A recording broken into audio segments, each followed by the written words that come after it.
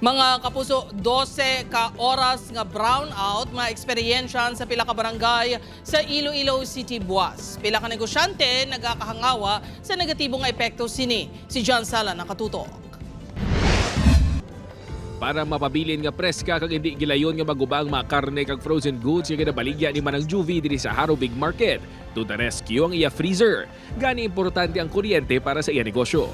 Gani isa ini sa mga nagakahangawa sa posible negatibong epekto sa iya palangitan-an. Inibangod sa 12 oras nga power interruption buwas sa pila ka bahid sang syudad sang Iloilo.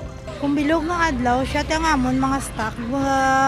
Depende kung may ice nga pundo, daan ang amon freezer, okay lang. Pero kung wala, dito mapatsagi dyan amon baligyaya, kapin pa kung mga frozen. Bangod sa maintenance activities ang NGCP, apektado sang 12 oras ka power interruption ang bugos ka Mega World Feeder 6 kag Mobile Feeders 2 kag 3 sa More Power.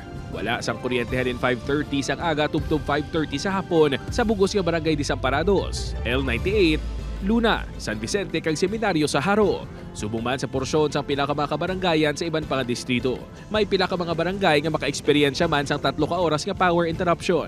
Ang aton nga power interruption is support no ang aton preparation sa ato upgrading sa Iloilo substations no. So damo na siya ng mga activities involved. This is to prepare everything no sa aton nga upgrading works. Magluwas sa epekto sa mga baligya. Ginakahangawan man ni Nanay Jo nga posible maghina ang baklanay. Nga ay banya kung diri nga portion diri bala nila sa barangay hindi sila maninda.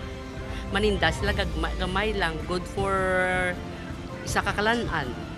Kaya ti siyempre mabalsa may brown out daan di taman na ma-frozen. Nagpasalig man ng NGCP nga pinagi sa ilang mga maintenance activities mas mapaayo pang ila serbisyo sa mga konsumidor. Upod kay Hans Siento, John Sala. 1 Western Visayas.